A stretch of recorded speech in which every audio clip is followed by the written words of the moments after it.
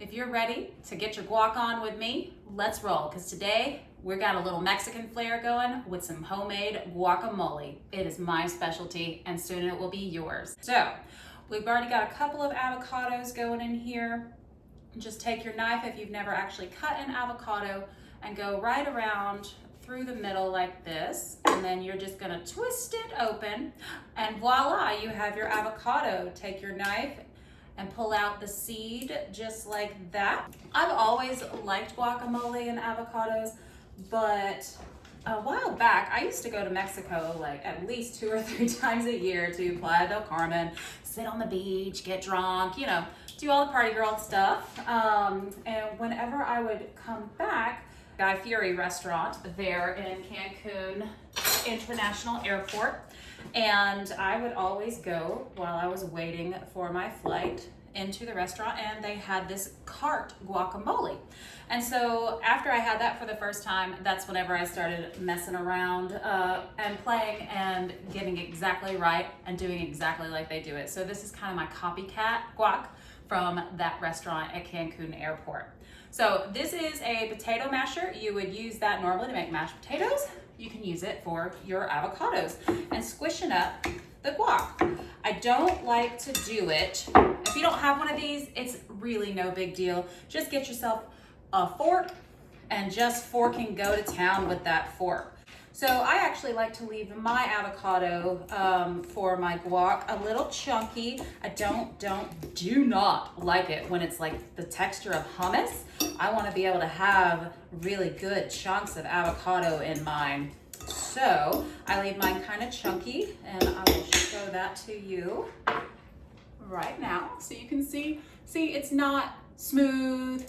I'm actually going to go ahead and pop in 2 or 3 of our avocado seeds. I try to save the largest ones, and I pop that into the avocado, and that helps it to stop the guacamole from turning brown. So next I'm gonna do is chop up onion.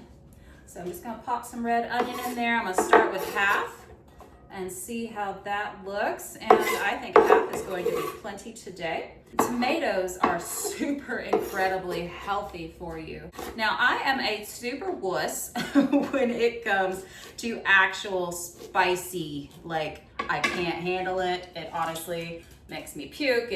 After my face turns completely red and my eyes well up with tears, and then it makes me puke. So I am very, very conscious of not putting too much heat into my guac. So they do make these jalapenos, my mother has told me many, many, many times, and I have not listened to my mother. So let me put that on my to-do list. I need to listen to my mom more. I'm sure we all do. She told me that there are these jalapenos that are actually not spicy, but you still just get the flavor of the jalapeno. So I definitely need to look around and see where I can find that. Do any of you all out there have a favorite type of jalapeno? Now we are gonna chop up some cilantro. Again, we're just eyeballing it. I don't think we're gonna need all that, but we're gonna chop it up anyway, because I can use that in some pico later, or just as a topping on our rice and beans bowls. Give it a rough chop and sprinkle that cilantro in that fork and bowl, and oh, it's gonna be so good. Oh my God.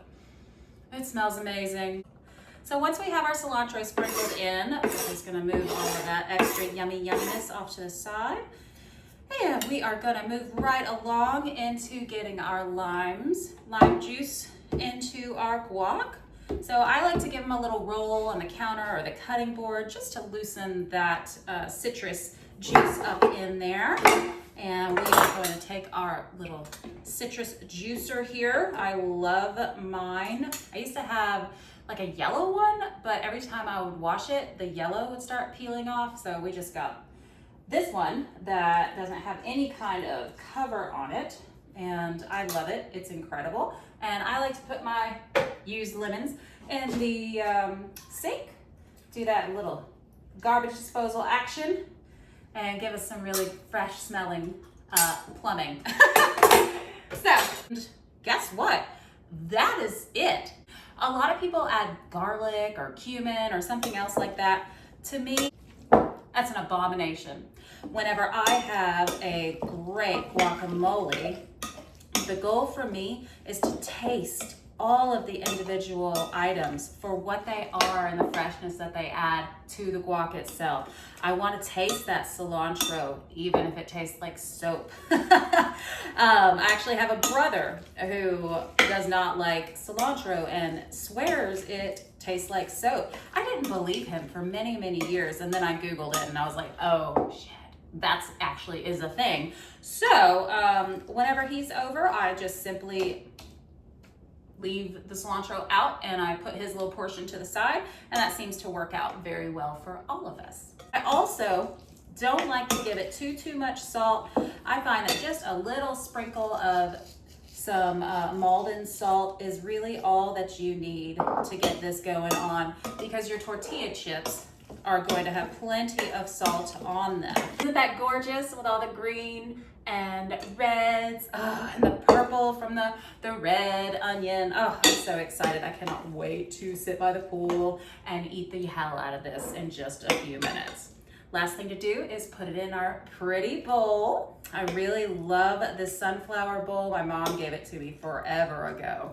But I love it. See how pretty it is with all the yellow and the green. It's so festive. And then I like to just do a little extra sprinkle of cilantro there on the top. And it is time to dip and enjoy. Let's get this in our mouths. Oh my God, it's gonna be so good. Holy smoke.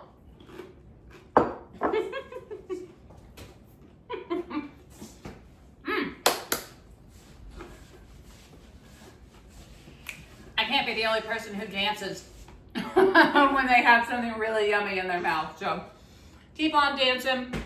Thanks for being here and forking around with me today. Like and subscribe, and I'll see you next time.